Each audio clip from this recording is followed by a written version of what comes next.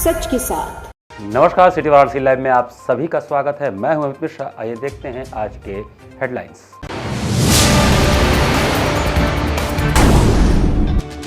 लंका थाना अंतर्गत नारायणपुर डाफी के मीनाक्षीपुरम में 40 लाख की हुई चोरी, मची सनसनी। अंध विद्यालय में कलार्पण संस्था द्वारा आयोजित कला दर्शन में हुआ भारतीय कला एवं साहित्य का प्रेरक प्रदर्शन। लोता थाने की पुलिस और सर्राफा कारोबारी के लुटेरों के बीच मुठभेड़, एक को लगी गोली, पुलिस टीम ने किया गिरफ्तार। और रामनगर पुलिस ने मोबाइल छिनैती करने वाले एक अपचारी सहित 5 को दबोचा। और समाचार विस्तार से। कलार्पण संस्था द्वारा आयोजित कला दर्शन समारोह में विभिन्न विद्वानों ने अपने विचार व्यक्त किए। कलार्पण संस्था द्वारा आयोजित कला दर्शन समारोह का शुभारंभ पद्मश्री उमाशंकर पांडे, मुख्य अतिथि एवं विशिष्ट अतिथि डॉक्टर पुरुषोत्तम सिंह प्राचार्य, महाराजा पीजी कॉलेज वाराणसी, राजेंद्र सक्सेना क्षेत्र मार्ग प्रमुख, राष्ट्रीय स्वयंसेवक संघ संस्था कार्यकारी राष्ट्रीय अध्यक्ष डॉक्टर शिव प्रकाश सिंह, महामंत्री डॉक्टर धनंजय सहित प्रदेश अध्यक्ष दिगंबर नारायण तिवारी, डॉक्टर प्रेरणा चतुर्वेदी, अधिवेशन संयोजक मनोज कुमार सहित विशिष्ट अधिकारियों ने दीप प्रज्वलन करके किया, जिसमें वेद पाठी विद्यार्थियों द्वारा मंगलाचरण तत्पश्चात राष्ट्रगान एवं संस्था के वार्षिक गतिविधियों पर प्रकाश डाला गया। भारत के विभिन्न राज्यों से पधारे 246 कला साधक एवं साहित्य साधकों की उपस्थिति में उत्तर प्रदेश, मध्य प्रदेश, बिहार, राजस्थान, छत्तीसगढ़, उत्तराखंड, दिल्ली, गोवा राज्यों के प्रमुख प्रतिनिधियों ने अपने अपने राज्य में होने वाले कला संस्कृति के कार्यक्रमों का विशेष उल्लेख किया। इसी प्रकार द्वितीय दिवस का कार्यक्रम नारी शक्ति एवं कला साधना में मातृशक्ति की भूमिका तथा परम वैभव के साथ कुटुंब प्रबोधन आदि विषयों के साथ व्याख्यान विमर्श कार्यक्रम संपन्न हुआ, जिसमें मुख्य वक्ता डॉक्टर नीरज माधव, गीता शास्त्री, सुचारिता गुप्ता एवं डॉक्टर मंजरी पांडे ने अपने विचार प्रस्तुत किए।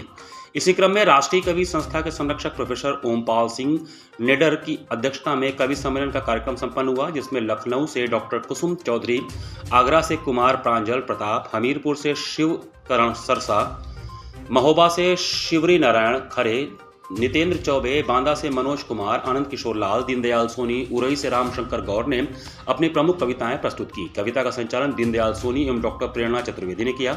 साहित्यिक मंच के बाद सांस्कृतिक कार्यक्रमों का भव्य प्रस्तुतिकरण किया गया, जिसमें शास्त्रीय ध्रुपद गायन ब्रजेश कुमार शर्मा ललितपुर, वहीं शास्त्रीय ख्याल गायन सुदेश कुमार खरे लखनऊ ने अपनी भव्य प्रस्तुति दी। भजन गायन में दिल्ली से पधारे शारदा तनय मिश्रा एवं लखनऊ से पधारे सुबोध दुबे, सरोज खुलबे, प्रियंका सक्सेना महोबा, संगीता तिवारी छतरपुर, हरिनारायण मिश्रा बांदा, किरण देवी झांसी, किरण सेठी बांदा, रघुवीर यादव मऊरानीपुर आदि ने अपनी प्रस्तुति दी। वहीं कथक नृत्य की भाव भरी प्रस्तुति गुरु शिष्य परंपरा को जागृत करने वाली विदुषी संगीता सिन्हा, नटराज संगीत अकादमी वाराणसी का भाव भरा सजीव प्रस्तुतिकरण किया गया। उनके शिष्यों द्वारा अद्भुत प्रदर्शन करते हुए कथक पंडित बिरजू महाराज घराना के शिष्य राम प्रकाश मिश्रा द्वारा कथक नृत्य किया गया तथा कुमारी अनुपमा त्रिपाठी बांदा द्वारा भाव नृत्य प्रस्तुत किया गया। देवदासी गुप्ता द्वारा भाव नृत्य की अद्भुत प्रस्तुति करते हुए समारोह के अंत में नाट्य मंचन पंडित श्री दिगंबर नारायण तिवारी उरई द्वारा और उनके कुशल साथी कलाकारों के द्वारा जीवंत प्रस्तुत मां गंगा का अवतरण, भगवान नटराज, माता पार्वती का सुंदर दर्शन प्रस्तुत हुआ। आए हुए सभी साधकों का आभार राष्ट्रीय अध्यक्ष डॉक्टर शिव प्रकाश सिंह ने व्यक्त किया। सभी आए हुए प्रतिनिधियों का अभिवादन महामंत्री धनंजय एवं स्थानीय संयोजक प्रेरणा जी ने किया। ग्रामीण क्षेत्रों से निकल करके जो भी कला साहित्य की प्रतिभाएं हैं, उनको एक सामाजिक मंच प्रदान करना, उनको एक निश्चित मंजिल तक ले जाना। ग्रामीण क्षेत्रों में आप किस तरह से? ग्रामीण क्षेत्रों के लिए हमारी अभी समितियां बनी हुई हैं। उन समितियों के माध्यम से हम उन कलाकारों की पहचान करते हैं, उनकी एक डायरेक्टरी बनवाते हैं और फिर उनको हम मंच प्रदान करते हैं। कहाँ अभी तक आयोजित हो चुका है? अभी तक ये अधिवेशन तीसरा अधिवेशन है। पहला अधिवेशन चित्रकूट धाम में था, दूसरा अधिवेशन अयोध्या में हुआ और तृतीय अधिवेशन ये बनारस में। आगे क्या योजना? आगे चौथा अधिवेशन अगले सत्र में होगा हरिद्वार में।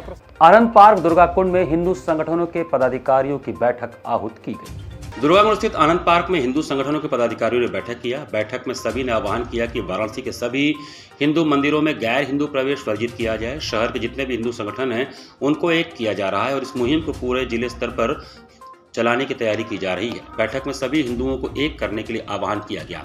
इस अवसर पर अभिषेक गोलू ने सनातन का शाब्दिक अर्थ बताते हुए कहा, शाश्वत या सदा बना हुआ रहने वाला, यानी जिसका न आदि है न अंत। सनातन धर्म, जिसे हिंदू धर्म अथवा वैदिक धर्म के नाम से भी जाना जाता है, इसे दुनिया के सबसे प्राचीनतम धर्म के रूप में भी जाना जाता है। भारत की सिंधु घाटी सभ्यता में हिंदू धर्म के कई चिन्ह मिलते हैं। यह धर्म ज्ञात रूप से लगभग 12,000 वर्ष पुराना है, जबकि कुछ पौराणिक मान्यताओं के अनुसार हिंदू धर्म 90,000 वर्ष पुराना है। बैठक में वक्ताओं ने कहा कि मौजूदा समय में हिंदू को एक होने की अभी ज्यादा जरूरत है। इसकी कमजोरी इसलिए है कि ईश्वर के लोग आपस में ही बैठे हुए हैं। उन्होंने कहा कि अगर हम लोग यहाँ से एकता का परिचय देंगे तो सनातन बोर्ड बनने से कोई नहीं रोक सकता। उन्होंने कहा कि हमारी एक ही मांग है कि हमारे हिंदू मंदिरों में गलत तरीके से प्रचार प्रसार न किया जाए। बीएचयू में विश्वनाथ मंदिर है, लेकिन वहां पर दर्शन कम और फोटोग्राफी स्थल ज्यादा हो गया है। हमारा पहल है कि हम इसको रोकेंगे और इसको लेकर हम विश्वविद्यालय प्रशासन को ज्ञापन भी देंगे। बैठक में अमरीश सिंह भोला ने कहा कि हम सभी को सोशल मीडिया के माध्यम से सभी को जागरूक करना है, लेकिन हमें शब्दों की मर्यादा रखनी होगी। सभी वार्ड भाई जितने भी मंदिर में हैं वहां पर बैठक किया जाए और वहां के लोगों से बातचीत करते हुए निर्णय निकाला जाए। उन्होंने कहा कि बीएचयू में सबसे ज्यादा समस्या है क्योंकि यहाँ टूरिस्ट प्लेस बन गया है। उन्होंने कहा कि इसको लेकर हमें चरणबद्ध तरीके से कार्य करना होगा। हम सभी इस अभियान को लेकर कार्य करेंगे। इसको लेकर सभी हिंदू संगठन को एक होना पड़ेगा। जो हमारे मंदिर हैं, मठ हैं, वहाँ पर गैर हिंदुओं का जो प्रवेश होता है और सिर्फ हमारे सनातन के माहौल को ख़राब करने के लिए, उसको रोकने के लिए हम लोग आज यहाँ बैठक कर रहे हैं और विचार विमर्श कर रहे हैं कि किस तरह से इनको रोका जाए और हम रोकने का प्रयास करेंगे। सरकार से कोई मांग आप कर रहे हैं? सरकार से हमेशा मांग रहती है कि हमारे मठ मंदिरों को सुरक्षित किया जाए। सराफा कारोबारी से लूट की घटना को अंजाम देने वाले बदमाशों में से एक बदमाश को लोहता पुलिस ने मुठभेड़ में गिरफ्तार किया। लोहता थाने की पुलिस और सराफा कारोबारी के लुटेरों में भिड़ंत हो गई। करौता इलाके में पुलिस और बदमाशों के बीच फायरिंग में एक गोली लुटेरे को लगी, जिसमें वह सड़क पर गिर पड़ा। पुलिस टीम ने लुटेरे को दबोच लिया, हालांकि अंधेरे में उसका साथी फरार हो गया। पुलिस ने बदमाश की तलाशी ली तो उसके पास से नकदी और ज्वेलरी बरामद हुई है। इसके अलावा तमंचा, कारतूस, बाइक और मोबाइल बरामद हुए हैं। सूचना पाकर एडीसीपी वरुणा और एसीपी रोहनिया मौके पर पहुंच गए। पूछताछ के बाद घायल बदमाश को अस्पताल भेजा गया, जहां उसका उपचार जारी है। 1 घंटे तक फरार साथी की तलाश की गई। लोहता थाना क्षेत्र में 6 नवंबर 2024 को सराफा कारोबारी दीपक सेठ से 3 लाख रुपए की ज्वेलरी लूट के बाद खुलासे में जुटी पुलिस को सफलता हाथ लगी है। वारदात के खुलासे को डीसीपी वरुणा, चंद्रकांत मीना, थानाध्यक्ष लोहता को दिया गया। अल्टीमेटम भी असरदार रहा। लुटेरे की तलाश के दौरान ही आरोपी महेश गुप्ता पुलिस गिरफ्तार में आ गया। इस संदर्भ में एडीसीपी वरुणा श्रवण टी ने अपनी प्रेस वार्ता पर बताया कि शनिवार की आधी रात लोहता इंस्पेक्टर प्रवीण कुमार की लुटेरों से भिड़ंत हो गई। बाइक सवारों ने पुलिस को चकमा देकर भागने की कोशिश की, लेकिन पुलिस टीम ने लुटेरों का कई किलोमीटर तक पीछा किया और घेराबंदी की। पुलिस और बदमाशों ने आमने सामने फायरिंग की। बदमाशों की गोली से जीप सवार पुलिसकर्मी बाल बाल बच गए। पुलिस की जवाबी फायरिंग में एक गोली भागते लुटेरे महेश गुप्ता के पैर में लगी। पुलिस की गोली लगते ही बाइक अनियंत्रित होकर गिर पड़ी और महेश गुप्ता बाइक के नीचे दब गया। वहीं दूसरा साथी शिवम अंधेरे का फायदा उठाकर भाग निकला। हालांकि पुलिस की गोली से भी वह बच निकला। आज थाना लोहता को एक सफलता प्राप्त हुई है, जिसमें ये 6-7 की रात में जो लूट की घटना हुई थी, उसमें जो 5 मुलजिम थे उनको गिरफ्तार किया गया। और आज रात में जब पुलिस चेकिंग कर रहे थे, उस दौरान 2 बदमाश वहाँ से चेकिंग से बचने के लिए वहाँ से भागने की कोशिश किए थे। उनको पुलिस पीछा किया गया था। इस दौरान उक्त बदमाश द्वारा पुलिस के ऊपर फायर किया गया था। जवाबी फायरिंग में एक बदमाश को गोली लगी है और इनके कब्जे से कुल 1 किलो 580 ग्राम सिल्वर बरामद हुई है और 2 मोटरसाइकिल जो घटना में प्रयुक्त हुई है वो भी बरामद हुई है और इनके खिलाफ अग्रिम विधिक कार्रवाई किया जाएगा। और साथ ही साथ ये भी सुनिश्चित किया जाएगा कि इनके ऊपर गैंगस्टर एक्ट की कार्रवाई करके आवश्यक कार्रवाई भी सुनिश्चित किया जाए। मोबाइल छिनैती करने वाले अंतरजनपदीय गिरोह के सदस्यों को रामनगर पुलिस ने गिरफ्तार किया। रामनगर पुलिस को बड़ी सफलता हाथ लगी। मोबाइल छिनैती करने वाले अंतरजनपदीय गिरोह के कुल 4 एवं 1 अपचारी अभियुक्त को गिरफ्तार कर उसके पास से 8 मोबाइल व घटना प्रयुक्त मोटरसाइकिल बरामद किया गया। इनमें से एक की मोबाइल की दुकान भी है। अभियुक्त शिवम मिश्रा सहित कुमार प्रियांश ने बताया कि छिनैती किए हुए मोबाइलों को अनिकेत, जिसकी दुकान गल्ला मंडी मुगलसराय में है, उनसे खरीदता था। कड़ाई से पूछताछ करने पर गिरफ्तार अभियुक्तों ने बताया कि हम लोग अपराध करते समय मोटरसाइकिल के नंबर प्लेट पर कपड़ा बांध देते हैं, जिससे कि राहगीरों से छीना झपटी करते समय कोई हम लोगों के मोटरसाइकिल का नंबर न देख ले। कुछ मोबाइल फ़ोन अभी हम लोग अनिकेत को बेचे हैं, जो अभी उसी के पास हैं। इस संबंध में पुलिस उपायुक्त काशी जोन डॉक्टर ईशान सोनी ने रामनगर थाने में प्रेस कॉन्फ्रेंस कर बरामदगी के बारे में विस्तृत जानकारी दी। इस मौके पर रामनगर थाना प्रभारी निरीक्षक राजू सिंह भी मौजूद रहे। 4 व्यक्ति संदिग्ध हालत में एक बाइक पर सवार होकर अपनी नंबर प्लेट को ढककर उस पर सफ़ेद कपड़ा बांधकर सवार हैं। मुखबिर की निशानदेही पे चारों व्यक्तियों को रोका गया। उनकी जामा तलाशी ली गई। उनकी जामा तलाशी पे चारों के पास से 4 फ़ोन बरामद हुए, जिनकी स्वामित्व वो साबित नहीं कर पाए। जब उनको थाना आजा पर इसके बारे में पूछताछ के लिए लाया गया तो उन्होंने बताया कि ये फ़ोन चोरी करते हैं और ये लगातार ऐसी घटनाएं करते हैं और ये अपना फ़ोन आगे एक दुकान पर बेचते हैं, जहां पर सोफिस्टिकेटेड टूल्स यूज़ करके इसका जेल ब्रेक कर फ़ोन को अनलॉक किया जाता है और आगे के एंड कंज्यूमर को बेच दिया जाता है। इसी क्रम में थाना हाजा पर एक मुकदमा पंजीकृत किया गया है। अभियुक्तों को गिरफ्तार कर जेल भेजा जा रहा है और अग्रिम विधिक कार्रवाई की जाएगी। ये मोबाइल कहाँ बेचते थे? कौन सी दुकान पे? बनारस की दुकान पे? जी, ये मोबाइल जो है चंदौली में बरामद हुए हैं, परंतु इनका कहना है कि ये बनारस में भी मोबाइल बेचते थे। उसकी जांच की जा रही है। जो भी इसमें इन्वॉल्व होंगे उन सभी को गिरफ्तार किया जाएगा। और भी कुछ आपराधिक स्थिति? जी, फिलहाल इन्होंने जो इनका नाम प्रकाश में आया उसके हिसाब से कोई भी CCTNS पे आपराधिक इतिहास प्रकाश में नहीं आया है, परंतु उसकी प्रयास जारी है। डाफी के मीनाक्षीपुरम कॉलोनी में बीती रात चोरों ने करीब 40 लाख रुपए की चोरी की घटना को अंजाम दिया। लंका थाना अंतर्गत नारायणपुर डाफी के मीनाक्षीपुरम इलाके में बीती रात करीब 40 लाख रुपए की चोरी की घटना सामने आई है।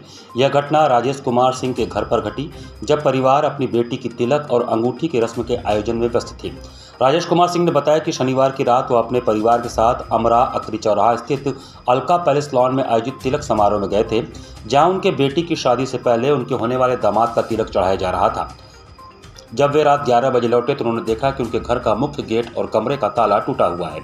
चोरों ने उनके कमरे से 13 लाख रुपए नकद और लगभग 27 लाख रुपए के स्वर्ण आभूषण चुरा लिए, जिनमें 11 अंगूठियां, 6 कान के टॉप्स, 2 मंगलसूत्र, 2 चेन, गले का हार, 2 कंगन, 4 चूड़ियां, पायल और चांदी के बर्तन शामिल हैं। घटना की सूचना तुरंत 112 और लंका थाने को दी गई। पुलिस ने मामले की जांच शुरू कर दी है। बेटी का एंगेजमेंट था अलका पैलेस में अखरी, और हमारा भतीजा अपनी सिस्टर को लेकर यहाँ से 8 बजे निकला और लगभग 11 बजे के टाइम वो वापस आया तो घर में हमारे मेन गेट का ये जो है ये ताला टूटा और अंदर जाके उसके गेट में विधौते पूरा गेट तोड़कर और चोरी हुई है। पूरा उसका ज्वेलरी और कैश सब। अनुमानित कितने की चोरी हुई? अनुमानित सर अभी उसकी शादी हम लोग किए थे, लगभग 20 से 25 लाख की ज्वेलरी होगी और अमूल का काम करता है बच्चा तो उसका कुछ कलेक्शन भी था तो 10 लाख वो था और शादी के लिए 5 लाख रुपया, 15 लाख की कैश रहा होगा। 25 से 15-40 लाख की डकैती हुई। हाँ, इससे प्लस ही होगा। तो ये कि एक ही कमरे में हुआ है, बाकी भी कमरे में कुछ लोग गए हैं? नहीं, बाकी कमरे में तो कुछ वैसे मिस नहीं दिख रहा है, लेकिन एक कमरे में पूरा दरवाज़ा टूटा हुआ है, आप लोग जैसा देखे ही होंगे, और पूरा उसका वार्डरोब बना हुआ है, सब रैक वैक तोड़कर किए हैं चोरी।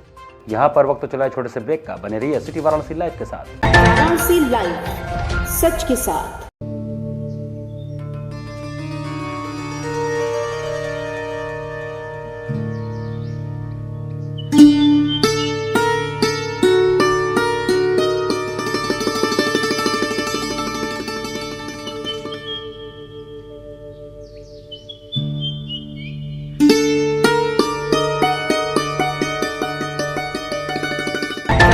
लाइव, सच के साथ। ब्रेक के बाद आपका स्वागत है।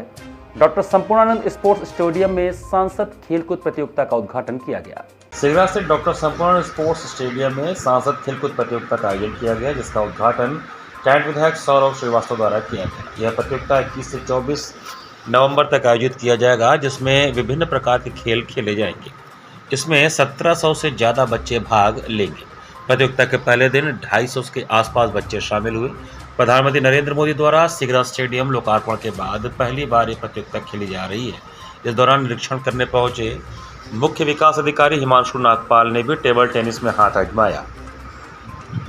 5 मिनट तक लगभग खिलाड़ियों के साथ टेबल टेनिस खेली। सांसद खेलकूद प्रतियोगिता का शुभारंभ सिगरा स्थित डॉक्टर संपूर्ण स्पोर्ट्स स्टेडियम में किया गया। उद्घाटन के पहले दिन वाराणसी के विभिन्न क्षेत्रों से भाग लेने खिलाड़ी पहुंचे। इस दौरान टेबल टेनिस से खेल हुआ। इसमें अंडर 11, 14, 18, 18+2 40 से अधिक वर्ग के मेंस व वीमेंस शामिल होंगे।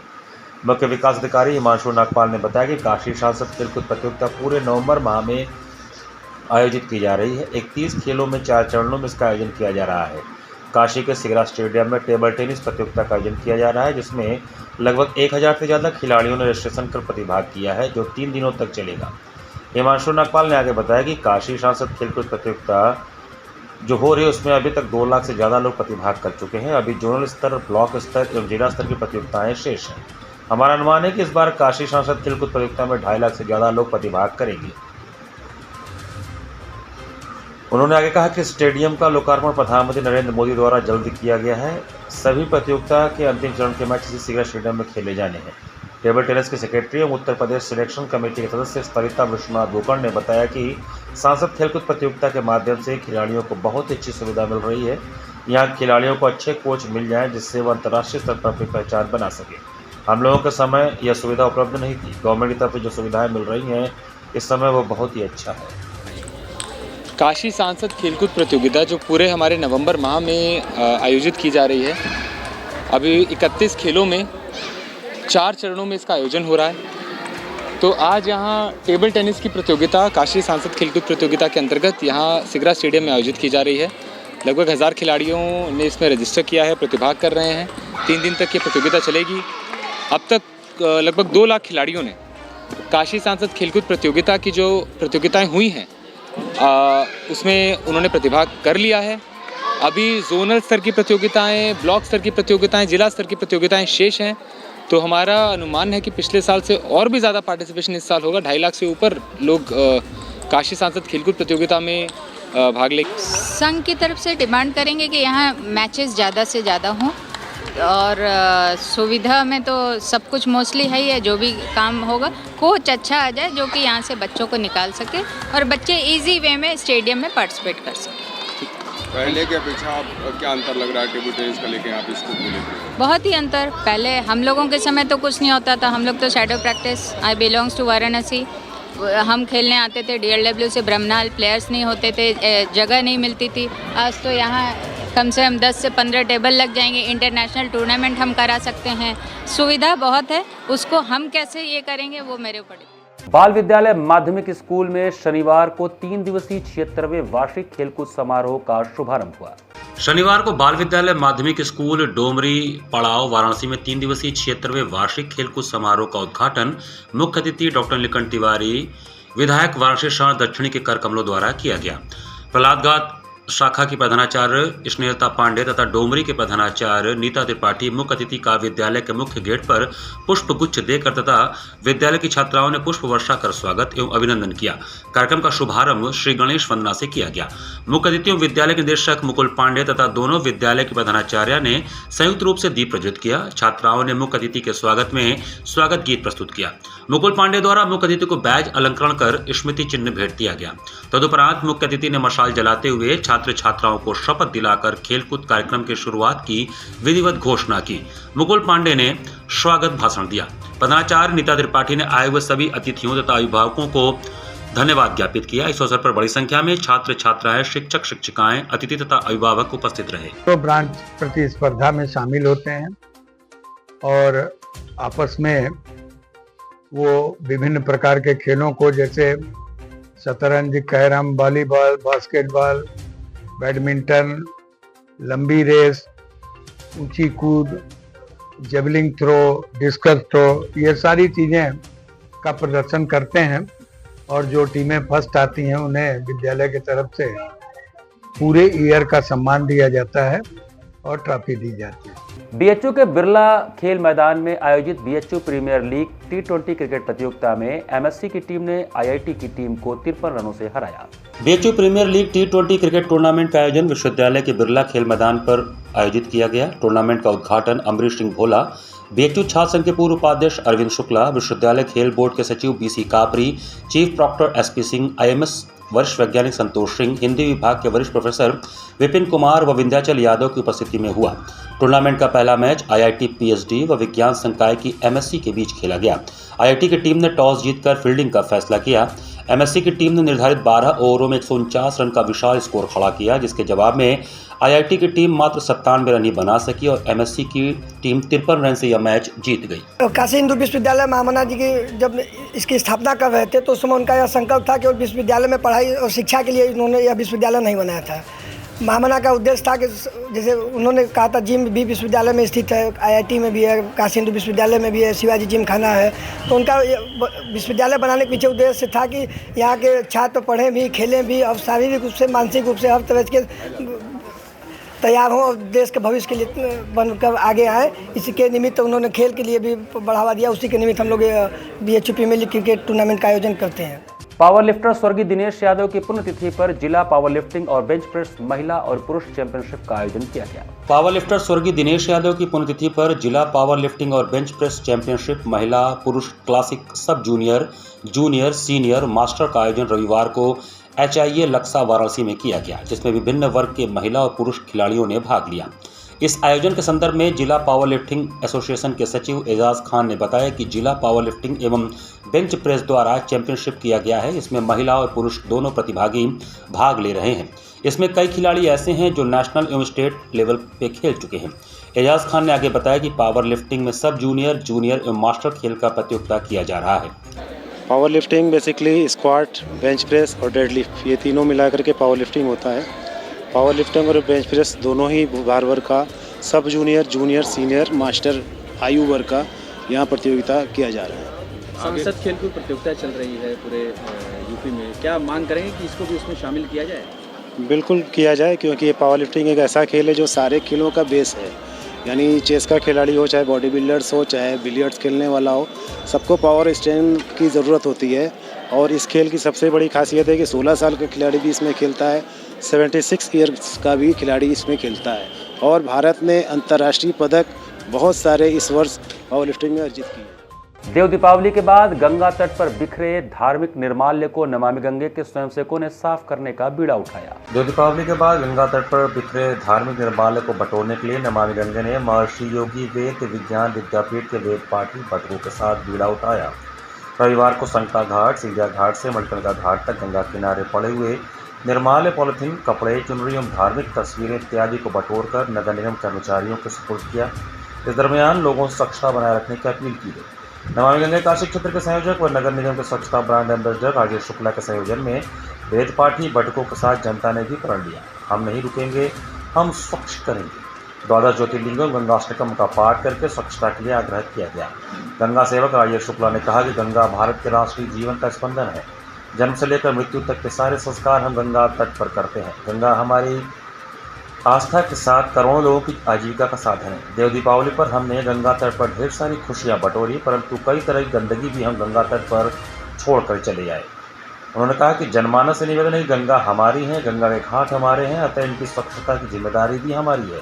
आयोजन में प्रमुख रूप से नमामि गंगे काशी क्षेत्र के संयोजक व नगर निगम के स्वच्छता ब्रांड एम्बेसडर राजेश शुक्ला, महर्षि योगी वेद विज्ञान विद्यापीठ के बटुक आशुतोष पांडे, हर्षित तिवारी, कृष्णा दुबे, राजवीर तिवारी, शुभम शुक्ला, आलोक पांडे, विनीत चौबे, सोनल पाठक, आर्यन पांडे, सागर शुक्ला उपस्थित रहे। सिंधिया घाट से मणिकर्णिका घाट तक यहाँ जो जितने भी गंगा के किनारे निर्माल्य हैं, पॉलीथीन हैं, अन्य गंगा को प्रदूषित करने वाली सामग्रियाँ हैं, बहुतायत गंदगी करने वाली सामग्रियों को बटोरा और उसको कूड़ेदान तक पहुँचाने में हम सहयोगी बने हैं। और निवेदन इतना है कि गंगा के किनारे हम खुशियाँ मनाते हैं, खुशियाँ बिखेरते हैं, बांटते हैं और गंगा हमें आनंदित करती हैं। तो हमारी भी जिम्मेदारी होती है इन वेद पाठी बटुकों के साथ नागरिकों की भी, भारत सरकार के साथ सभी की जिम्मेदारी होती है कि हम अपना योगदान करें, अपने दायित्व को समझें और अपने जो कार्य हैं उनको गंगा के प्रति भी समर्पित करें। घाट संध्या कार्यक्रम में सौम्या सूची के भरतनाट्यम ने दर्शकों का मन मोह लिया। जिला प्रशासन की अभिनव पहल पर शुक्रवार को सुबह बनास के अंतर्गत घाट संध्या कार्यक्रम में युवा कलाकार सौम्या सूची ने भरतनाट्यम नृत्य का शुभारंभ शिव पदम द्रौपदी चीरहरण एवं समापन शिव स्थिति से किया। कलाकार ने पद लय ताल एवं भाव भंगिमाओं के माध्यम से दर्शकों के हृदय को आनंदित किया। कलाकार को प्रमाण पत्र SK केशरी ने प्रदान किया। प्रमाण पत्र प्रदान करने के साथ ही उनके संगीत साधना की भी प्रशंसा की गई। धन्यवाद ज्ञापन श्याम कुमार केशरी ने किया। घाट संध्या कार्यक्रम का संयोजन सुबह बनारस के सचिव एवं संस्थापक डॉक्टर रत्नेश वर्मा ने किया। कार्यक्रम का सफल संचालन सीमा केशरी ने किया। इस अवसर पर नंदिनी सिंह एवं डॉक्टर ऋचा पांडे सहित भारी संख्या में दर्शकगण उपस्थित थे।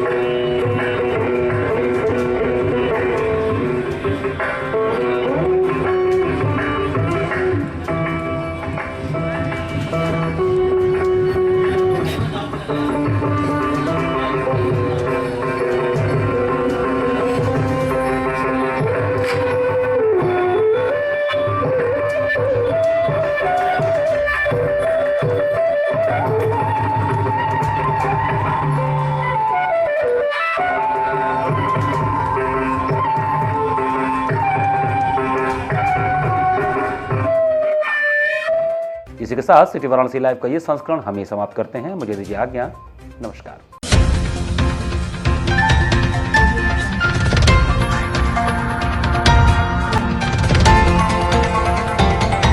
वाराणसी लाइव, सच के साथ।